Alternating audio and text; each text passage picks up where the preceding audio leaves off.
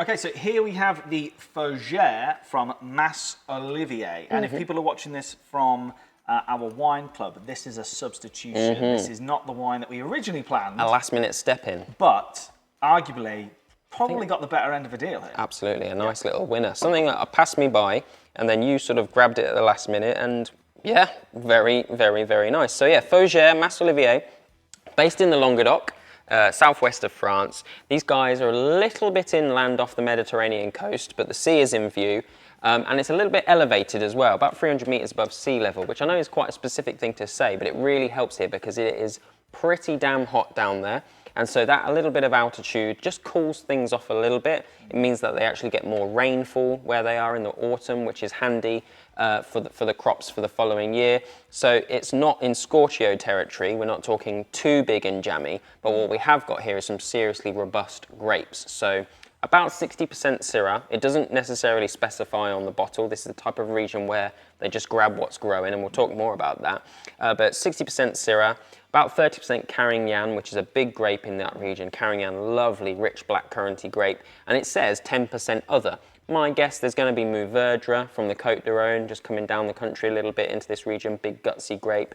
There might be some Grenache in there, that sort of thing. But a real mix, really, of classic, big, gutsy red grapes from the region. When we say Syrah, most people might know that as Shiraz. Shiraz, same grape, different name, absolutely. Yeah, so a real mix here, and aged in oak here, but old oak barrels, second hand. So what? Yeah, so old oak, second hand. Like what's the difference there? Like, why would they say old oak? What's the difference? So firstly, there's a big price difference. Oak is expensive. Fresh new oak barrels made from the Cooper, they cost you a lot of money, and they contribute very heavily to the price in the bottle.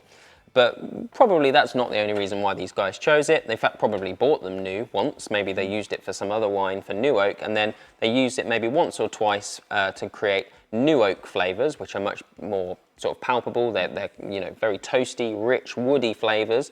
And then once it's done that job for those wines, they'll use it for the third, fourth, fifth, maybe even sixth year in a row on a wine like this, where they just want real subtle flavours. And actually, it's less about flavour of oak when you're using secondhand, and it's more about smoothing out the tannins. So what oak can do a really good job of when it's secondhand, when it's had a few goes already, is just smooth out the tannins of a red wine. And we've got some grapes in here that are big. They're thick-skinned. They've got those thick skins because they do really well in hot countries. There's a reason Shiraz does so well in Australia, super thick skins. But those thick skins translate into heavy tannins, and that's that astringent bite that we get from red wine. We feel it in our gums, and a lot of people not really into the tannins. They don't enjoy them.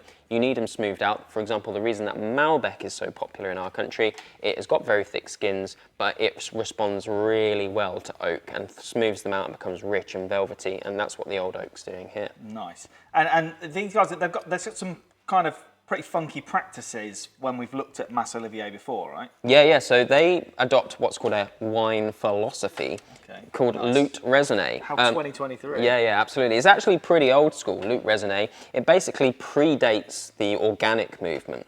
And basically, Lutte Raisonnée is a philosophy where if things go wrong in the vineyard, and that generally means weather changes and unexpected weather patterns, we don't use chemicals to rectify that problem. We don't use additives once it's in the vat to fix the lack of acidity because it was too warm, or fix the lack of sugar because it was too cold, that sort of stuff.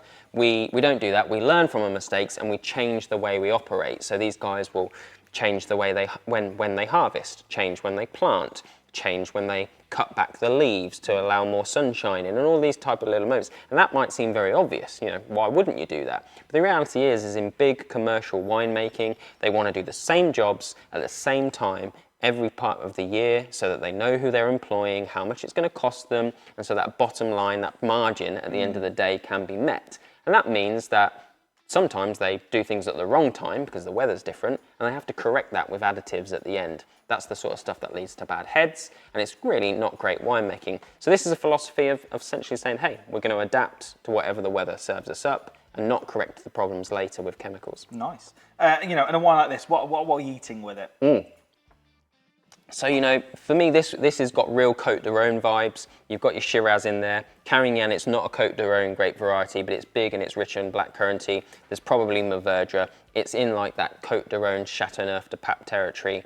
Big, gutsy, smoky red wines, and for me, it's red meat all day long.